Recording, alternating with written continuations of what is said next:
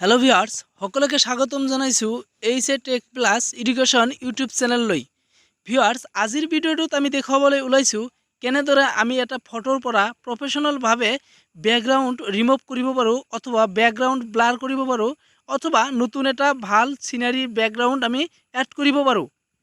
তো বলক ভিডিঅ'টো আৰম্ভ কৰো। তাৰ কাৰণে আমি মোবাইলত থকা ক্ৰোম ব্ৰাউজাৰটো ওপেন কৰি ল'ব লাগিব। ক্ৰোম ব্ৰাউজাৰটো ওপেন কৰি লৈ আমি সার্চ বারত ক্লিক করে দিল। এতে আমি সার্চ বারত টাইপ করিম remove.bg। এতে লিখিছো remove.bg REMOVE.bg। এছ হোক ওপৰত লগো সহকাৰে এইটো ৱেবছাইটৰ লিংক আহি গৈছে। ইয়াত ক্লিক কৰি দিছো। ক্লিক কৰি দি এতিয়া আমি গো বাটনত ক্লিক কৰি দিছো। এতিয়া আমি চাব নতুন এটা উইন্ডোজ ওপেন হৈ যাব আমাৰ ওচৰত।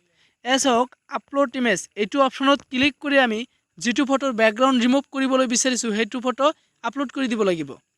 এতিয়া আমি আমাৰ ফটোৰ গ্যালাৰীৰ পৰা আমি ওপৰত যেটো বাওফালে ফটো আছে এইটো ফটো সিলেক্ট কৰি দিছো। এইটো ফটো সিলেক্ট কৰি দিলো। এতিয়া ডানত ক্লিক কৰি দিলো। ডানত ক্লিক কৰি দিলে লগে লগে চাব ইয়াত আমাৰ ফটোটো আপলোডিং হৈ আছে। আপলোড হোৱা শেষ হৈ গ'ল। এতিয়া আপলোড হোৱা শেষ হোৱাৰ পিছত এতিয়া আমাৰ ব্যাকগ্ৰাউণ্ডটো ৰিমুভ হৈ যাব। এছ হোক লাহে লাহে ব্যাকগ্ৰাউণ্ড ৰিমুভ হৈ আছে। এই ক্ষেত্ৰত যদি আপোনাৰ ব্যাকগ্ৰাউণ্ডটো সম্পূৰ্ণভাৱে ৰিমুভ নহয় অথবা আপোনাৰ ফটোৰ কোনো অংশ ৰিমুভ হৈ যায় সেই ক্ষেত্ৰতো কিন্তু আপুনি ফটোটো এডিট কৰিব পাৰে। এছ হোক এতিয়া যদি আপোনাৰ ব্যাকগ্ৰাউণ্ডৰ কোনো ফালৰ পৰা ব্যাকগ্ৰাউণ্ড থাকি যায় অথবা আপোনাৰ ফটোৰ পৰা ইৰেজ হৈ যায় সেই ক্ষেত্ৰত আপুনি এইটো এডিট বাটনত ক্লিক কৰি দিব। এডিটত ক্লিক কৰি দিলে এতিয়া তলত চাব ইৰেজ অৰ ৰেস্টোৰ এইটো অপশনত ক্লিক কৰি দিব। এইটো অপশনত ক্লিক কৰি দিলে চাব ওপৰত যেটো অপশন আছে ব্ৰাছ সাইজ আপোনাৰ ব্ৰাছটো সৰু ডাঙৰ কৰাৰ অপশন ওপৰটো আৰু তলত যেটো অপশন আছে এইটো অপশন যদি আপুনি বঢ়াই দিয়ে এইটো অপশন যদি এনেকৈ বঢ়াই দিয়ে তেনেহলে আপোনাৰ যেটো ফিংগাৰ আৰু যেটো টাচ প্লেস হেতুৰ মাজৰ দূৰত্ব বাঢ়ি যাব। এছ হোক দূৰত্ব বাঢ়ি গৈছে। য'ত টাচ কৰিব তাৰ ওপৰত আপোনাৰ ইৰেজ হ'ব। আৰু এইটো যদি এনেকৈ কমাই দিওঁ তেনেহলে চাওক ফিংগাৰ আৰু ইৰেজ প্লেসটো দূৰত্ব কমি গ'ল। এতিয়া যদি আপোনাৰ ব্যাকগ্ৰাউণ্ড যদি কোনোবা ঠাইৰ পৰা ৰিমুভ হোৱা নাই এই ক্ষেত্ৰত এনেকৈ ব্ৰাছ কৰি কিন্তু আপুনি ব্যাকগ্ৰাউণ্ডটো ইৰেজ কৰি দিব পাৰে। আৰু যদি ব্যাকগ্ৰাউণ্ডটো ইৰেজ কৰাৰ ক্ষেত্ৰত কৰোতে আপোনাৰ ফটোৰ কোনো অংশ ইৰেজ হৈ গ'ল সেই ক্ষেত্ৰত কিন্তু আপুনি এটো ঘূৰাই আনিব পাৰিব। সেই ক্ষেত্ৰত আপুনি চাওক ওপৰত আনডু বাটন আছে। এইটো আনডু বাটনত ক্লিক কৰিলে কিন্তু আপুনি আগৰ অৱস্থাত ঘূৰি আহিব পাৰিব। তাৰ পিছত হয়তো আপোনাৰ কোনোবা ফটোৰ কোনোবা অংশৰ পৰা ইৰেজ হৈ গৈছে সেই ক্ষেত্ৰত আপুনি ফটোৰ অংশখিনি ঘূৰাই পাবলৈ চাওক ৰেস্টোৰ এই ৰেস্টোৰ অপশনত ক্লিক কৰি এতিয়া যদি আমি ব্ৰাছ কৰো এতিয়া চাব আগৰ যেটো আমাৰ ফটোৰ ব্যাকগ্ৰাউণ্ড হেতু চাব ইয়াত প্ৰোভাইড হৈ আছে। আগৰ অপশনবিলাক আগৰ যেটো ফটোৰ যেটো আগৰ অৱস্থা হেতু ইয়াত প্ৰোভাইড হৈ যাব। এইটো কিন্তু আমি ইয়াৰ পৰা আনডু কৰি দিব পাৰো। এই আনডুত ক্লিক কৰি দিলো। এনেদৰে কিন্তু আপুনি আপোনাৰ ফটোৰ ব্যাকগ্ৰাউণ্ড ৰিমুভ কৰিব পাৰিব। এতিয়া আপুনি এইটো ফটো ডাউনলোড কৰিব পাৰিব। এইটো ক'ৰ পৰা ডাউনলোড কৰিব পাৰিব এইটো পিছলৈ আহি আছো। এতিয়া কথা হ'ল যে আপুনি যদি ব্যাকগ্ৰাউণ্ড ইয়াত ক্লিক কৰি দিলো।